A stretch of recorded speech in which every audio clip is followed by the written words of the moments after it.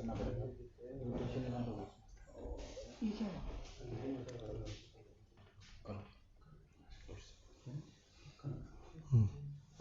पत्रकार बंधुओं को मेरा नमस्कार। मैं योगदान अध्यक्ष सोलन हाटी ग्रुप से आप सभी पत्रकार बंधुओं का इस आज की प्रेस वार्ता में बहुत बहुत स्वागत और अभिनंदन करता हूं। आज की इस प्रेस वार्ता में हमारे बीच केंद्रीय हाटी समिति के अध्यक्ष डॉक्टर अमीचंद कमल जी, हमारे बीच सोलन हाटी यूनिट के महासचिव सुभाष अत्री जी, सोलन हाटी यूनिट के मुख्य सलाहकार और वरिष्ठ कार्यकारिणी सदस्य प्रदीप मंगेश जी, सोलन हाटी यूनिटी के मुख्य प्रवक्ता राजेंद्र शास्त्रा जी, कार्यकारिणी सदस्य हमारे कमल जी, उमेश जी और शमशेर जी, इन सभी का आज की इस वार्ता में सभी का मैं बहुत बहुत धन्यवाद और स्वागत करता हूं। आज की जो ये प्रेस वार्ता है इसका मुख्य विषय ये रहेगा कि जो जैसा सबको आपको विदित ही है कि गिरिपार क्षेत्र के हाटी समुदाय को पिछले 55 वर्षों के संघर्ष के बाद 4 अगस्त 2013 को 23 को अनुसूचित जनजाति का संवैधानिक दर्जे की एक अधिसूचना 4 अगस्त 2023 को जारी हुई है और हमें यह दर्जा प्राप्त हुआ है। लेकिन 3 महीने बीतने के बाद भी हिमाचल सरकार ने इसे अभी तक लागू नहीं किया है और जिससे क्या है कि लोगों में बहुत रोष है और जितने भी गिरिपार क्षेत्र के नौजवान युवा है वो जितनी भी राज्य सरकार की या केंद्र सरकार की जितनी भी जनजातीय रोजगार योजनाएं हैं उसमें वो लाभ नहीं ले पा रहे हैं। दूसरा बिंदु ये रहेगा कि जो हाटी शब्द है इसके ऊपर भी कुछ जातिगत संगठन ने इसके एग्जिस्टेंस पे क्वेश्चन मार्क या भ्रांतियां फैलाई जा रही है। ठीक है, तो उसके ऊपर भी जो है आपको डॉक्टर अमीचंद जी उसके ऊपर विस्तार से बताएंगे कि हाटी शब्द का एग्जिस्टेंस कहाँ से आया है। तीसरा मुद्दा जो रहेगा कि हिमाचल सरकार ने जो केंद्रीय मंत्रालय से एक कुछ तकनीकी स्पष्टीकरण मांगा है, हाटी जो जनजातीय बिल पास हुआ है उसके बारे में मांगा है, तो उसके ऊपर भी डॉक्टर अमीचंद जी आपको स्पष्टीकरण देंगे। और चौथा जो रहेगा हिमाचल सरकार से जो केंद्रीय हाटी समिति का क्या संवाद चल रहा है और आगे आने वाली क्या रूपरेखा रहेगी और योजना बनने वाली है। तो मैं ज़्यादा समय ना लेता हुआ इन्हीं चंद मुद्दों पर चर्चा करने के लिए और जवाब देने के लिए आदरणीय डॉक्टर अमीचंद जी जो केंद्रीय हाटी समिति के अध्यक्ष हैं उनसे आग्रह करता हूं कि वो इस प्रेस वार्ता को आगे चालू करें। डॉक्टर अमीचंद कमल जी, और मैं आपको इंट्रोडक्शन दे दूं, जो डॉक्टर अमीचंद कमल जी हैं, he is associate professor, he was associate professor और इनकी पीएचडी जो है वो एक जनजाति पोंगवाल जनजाति पे हैं और ये 2014 से 18 तक केंद्रीय हाटी समिति के मुख्य सलाहकार भी रहे हैं और 2018 से ये केंद्रीय हाटी समिति के अध्यक्ष हैं। तो इनके 10 से 12 जो हैं शोध पत्र भी जारी हुए हैं। तो मैं डॉक्टर अमीचंद जी से आग्रह करता हूं कि प्लीज़ वो प्रेस वार्ता को आगे चालू करें। थैंक यू योगराज जी। सबसे पहले मैं आज की इस प्रेस कॉन्फ्रेंस में जो हमारे इस प्रेस कॉन्फ्रेंस में मीडिया के जो लोग विद्यमान हैं उनका मैं स्वागत भी करता हूं, उनका धन्यवाद भी करता हूं। आपने हमारे मुद्दे को जो है राष्ट्रीय और अंतर्राष्ट्रीय पहचान दी है। राष्ट्रीय स्तर पर भी ये मुद्दा जो है आप ले गए हैं। केंद्रीय हाटी की समिति की तरफ से आपका बहुत बहुत धन्यवाद है। इसके साथ में जो सोलन यूनिट है हमारा, इन्होंने बहुत बेहतरीन प्रोग्राम ये आयोजित किया है, इनका भी मैं बहुत धन्यवाद करता हूं कि समय समय पर जो है हमारे जो ब्लॉक लेवल के या जिले लेवल के यूनिट है वो जो है इसमें सक्रिय रहे हैं और इन्होंने बेहतरीन। तो मैं इसमें सिस्टमेटिकली 4 पॉइंट पे आऊँगा और एक एक चीज़ पे आपको बताऊंगा। सबसे पहला पॉइंट तो ये है कि जो पोजीशन क्या है, हमारे को जो जनजाति दर्जा मिला है, जो 4 अगस्त को जो है गजट नोटिफिकेशन भारत के राष्ट्रपति द्वारा की गई है और लगभग कुछ ही दिनों के अंदर जो है इस पे भारत सरकार का हम धन्यवाद भी करते हैं कि इस पे इतनी त्वरित कार्रवाई की गई कि भारत सरकार की तरफ से जो प्रिंसिपल की गई, और जब ये मामला जो है चिट्ठी भी आ गई और गजट नोटिफिकेशन भी होगी, तो केंद्रीय हाटी समिति ने अपना रिप्रेजेंटेशन जो प्रधान सचिव को दिया और प्रधान सचिव से ये आगे बढ़ा और हिमाचल सरकार ने भी इस पर त्वरित कार्रवाई की। हम निरंतर संपर्क में रहे हैं जनजाति विभाग से, और कुछ समय के बाद हमने जो है माननीय मुख्यमंत्री को भी जो है इस बारे में, मैं विशेष रूप से मुख्यमंत्री का इस केंद्रीय हाटी समिति की तरफ से जो है मंत्री को, जिस पर त्वरित कार्रवाई हुई है और जनरल सेक्रेटरी को सूचित किया गया है कि इस पर त्वरित कार्रवाई की गई। लगभग ये मुद्दा हिमाचल सरकार के एडवाइजरी के लिए जो लॉ सेक्रेटरी है उसके पास चला गया। इसमें कुछ तकनीकी स्पष्टीकरण थे जिसकी वजह से 22 या 23 दिन के अंदर जो ये भारत सरकार को भेजा गया। हमने जैसे हमारे को भारत सरकार से इस बात की सूचना मिली कि ये भारत सरकार से 2 बिंदु पर के बारे में जो है एडवाइजरी डिपार्टमेंट की जो है कुछ है, और जिसमें मुख्य रूप से पहले तो यह है इंक्लूजन और एक्सक्लूजन, कि वो कह रहे हैं कि जो लोकसभा में इंक्लूजन था वो एक्ट में जो है प्रदर्शित नहीं हो रहा है, और दूसरी चीज़ उसमें जो हाटी के बारे में थी कि जो हाटी शब्द है ये जो बिल आया है उसमें है या नहीं है, इसकी 2 चीज़। तो ये भारत सरकार, राज्यसभा के जो हमारे सांसद हैं डॉक्टर सिकंदर हैं या हमारे जो इंदु गोस्वामी हैं, इनको भी हमने सूचित किया, और इसके अलावा हमारे जो मंत्री है दिल्ली में उनको भी हमने मेल द्वारा सूचित किया और हमने संपर्क करने की भी कोशिश की है, और जो प्राइवेट सेक्रेटरी है आदरणीय नड्डा जी के, उनको भी हमने संपर्क किया है और वहाँ से भी निर्देश जो है, और हमें केंद्रीय सरकार से जो जनजाति मंत्रालय है उन्होंने हमें भरोसा दिया है कि इस पर तुरंत कार्रवाई हो रही है। स्पष्टीकरण है क्योंकि आज लॉ मिनिस्ट्री को गया था तो वहाँ भी ये लॉ मिनिस्ट्री को और लेजिस्लेटिव अफेयर मिनिस्ट्री को उन्होंने भेजा है। हमारी एक टीम दिल्ली गई थी और हमने विस्तार से जनजाति मंत्रालय से इसके बारे में बातचीत की है, और हमें उम्मीद है कि ये इस हफ्ते का चाहेंगे कि 4 तारीख को हम जनजाति बन गए हैं और लगभग इस पर त्वरित कार्रवाई की जाए, और हमें मुख्यमंत्री पे विश्वास है कि इस पर। और उससे पहले हमारे सामने एक जो हमारी एक ऑनलाइन मीटिंग हुई केंद्रीय समिति की, जिसके सामने हमारे सामने एक दूसरा मुद्दा लाया गया, और हम उसमें ये लाया गया कि हमारा केस तो स्पष्टीकरण के लिए दिल्ली गया, लेकिन यहाँ पर हज़ारों नौकरी आपने निकाल दी है, लगभग 10-11 हज़ार के करीब जॉब यहाँ निकली है केंद्र सरकार। और इसके संदर्भ में हमने इमीडिएटली जो ऑनलाइन जो पोर्टल है मुख्यमंत्री को हमने चिट्ठी भी लिखी है, ऑनलाइन पोर्टल में भी हमने गुजारिश की है कि हमारे बच्चे जो हैं इससे डिप्राइव हो गए हैं उनके सर्टिफिकेट बढ़ने से, और माननीय जनजाति मंत्री को भी हमने मेल से सूचित किया है और प्रधानमंत्री को भी सूचित किया, प्रधानमंत्री को भी हमने मेल भेजी है कि जो भारत सरकार की जो जॉब जा रही है it is a clear cut violation of article 342 जारी हो गई है, तो उसके बाद ये पात्र है, सर्टिफिकेट बच्चों ने तो नहीं बनाने हैं। 5 साल के बाद ये जॉब आई है तो हमने अनुरोध किया है कि या तो उनको प्रोविजनल किसी तरह का एडमिशन कार्ड दिए जाएं या इस पर जो कार्रवाई की जाए, और मुख्यमंत्री को भी मेल भेजी है, शिक्षा मंत्री को भी भेजी है और जनजाति को मंत्री को भी भेजी है, और प्रधानमंत्री कार्यालय को भी हमने इसमें सूचित किया है। ये हमारी लेटेस्ट अपडेट है।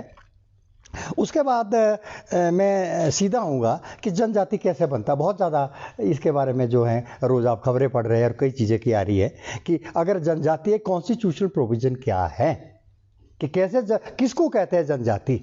कॉन्स्टिट्यूशन के अंदर सबसे पहला प्रोविज़न ये है कि अगर आपको जनजाति बनाना है, किसी को जनजाति बनना है, तो सबसे पहला सरकार आपका जो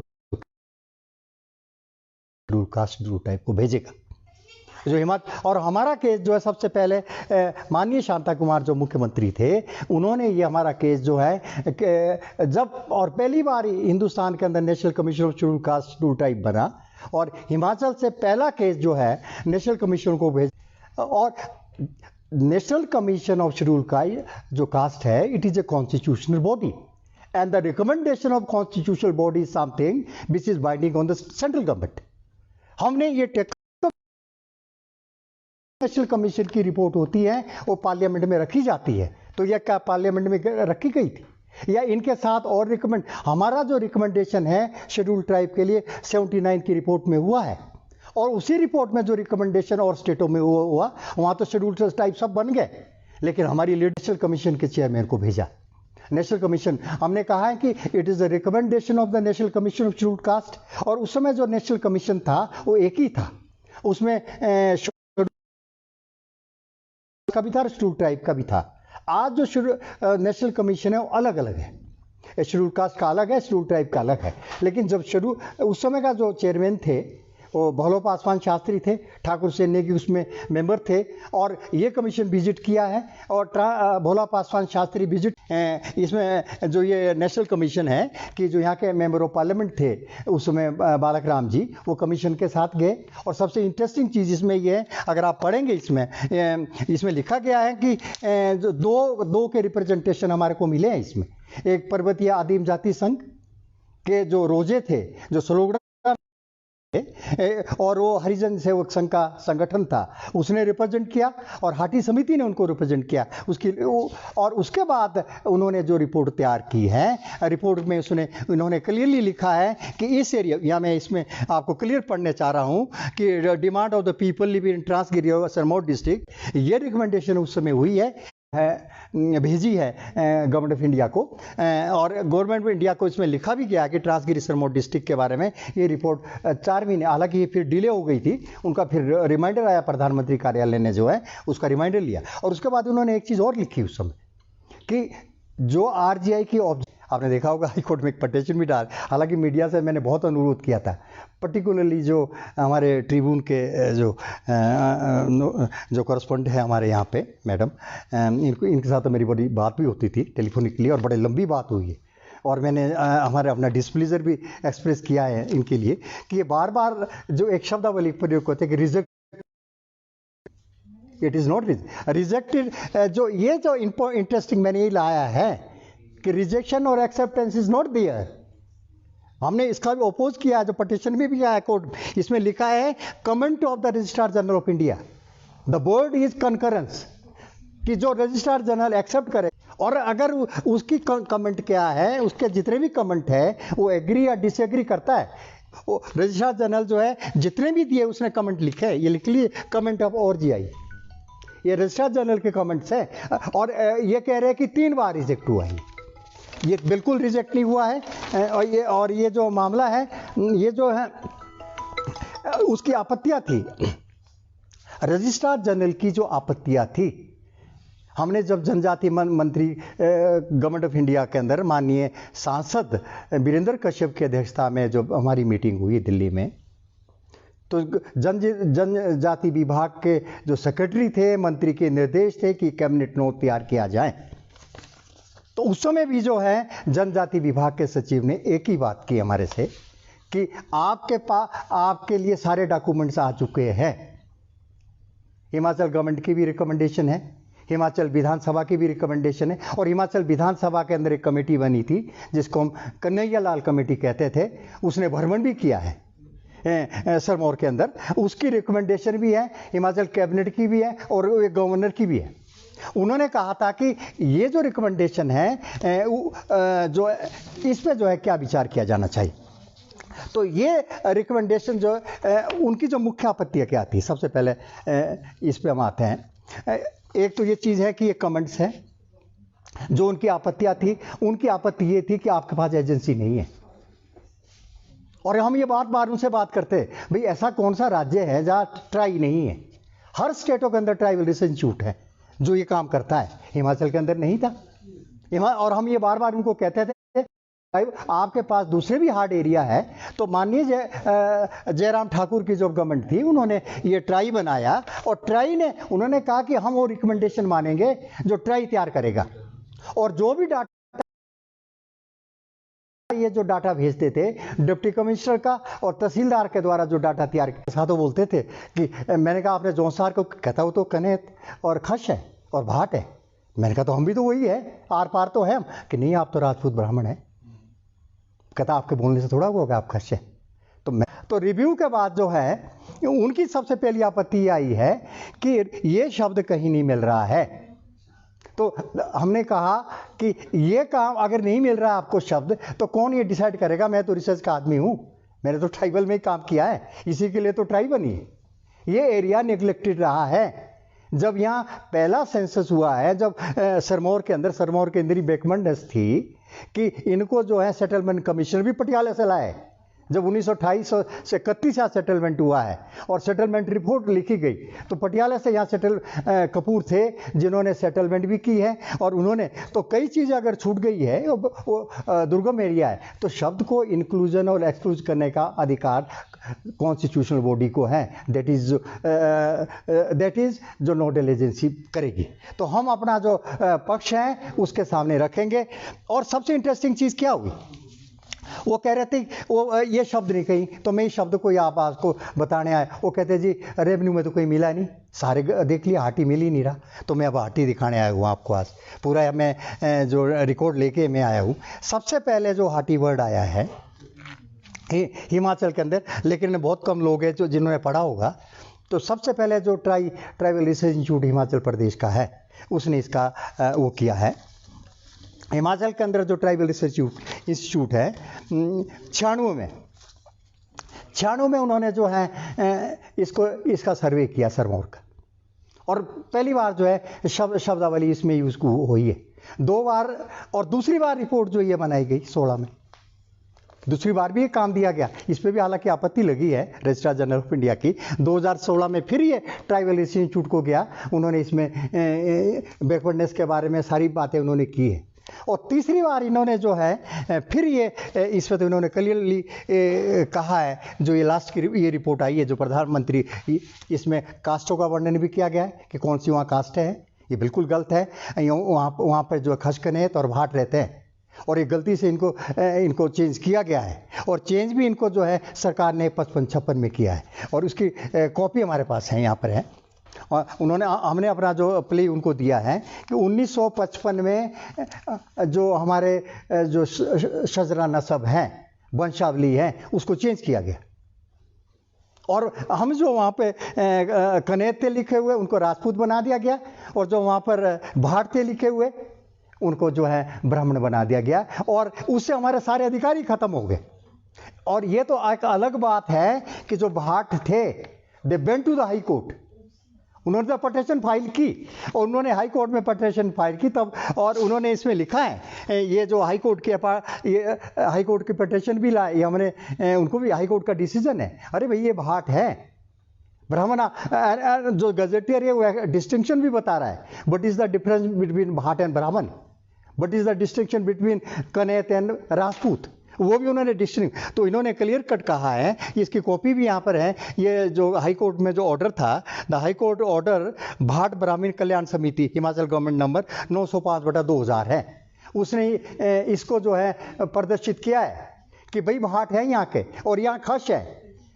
और रेवेन्यू रिकॉर्ड किसने, ये आप खुद पता कर सकते 55 में किसकी सरकार थी। 1955 में जो है ये भी आप खुद पता कर सकते हैं कि इसकी जो, उसके अलावा 2 डॉक्यूमेंट मैं आपको और देना चाहता हूँ कि किसने, ये आपका थीसिस है, पंजाब यूनिवर्सिटी का थीसिस है। ये पंजाब यूनिवर्सिटी का जो थीसिस है ये पीएचडी एंथ्रोपोलॉजी डिपार्टमेंट से हुई है, और उसका जो टॉपिक है ethnographic study of Hatti community. तो हाटी बर्ड कहाँ से लिया उन्होंने, और ये एथनोग्राफी का मतलब होता है study of caste. Anthropology department इस स्टडी करता है, और ये स्टडी 18 में हुआ, 19 को उसको डॉक्टरेट डिग्री मिली है। इन्होंने क्लियर कट कहा है कि वहाँ पर कनेत और भाट है। इन्होंने 19 में पंजाब सेंट्रल यूनिवर्सिटी का है। और जब भी कोई टॉपिक अप्रूव होता है स्टैंडिंग कमेटी अप्रूव करती है, इतनी आसान नहीं है रजिस्ट्रेशन करानी पीएचडी के लिए, उसमें एक्सपर्ट बाहर का भी होता है अंदर। तो ये यहाँ भी आप देख सकते हैं। उसके बाद इन्होंने जो है हिमाचल प्रदेश विश्वविद्यालय में पीएचडी के लिए रजिस्ट्रेशन हुई है 2009 में, इंटीग्रेशन ऑफ हाटीज। ये जो लड़का है पॉलिटिकल साइंस डिपार्टमेंट में रमेश कुमार है, जितनो आप इसके चाहते हैं तो पेपर भी ले सकते हैं। इसकी भी रजिस्ट्रेशन हाटी के नाम से हुई है, इसको देख सकते हैं।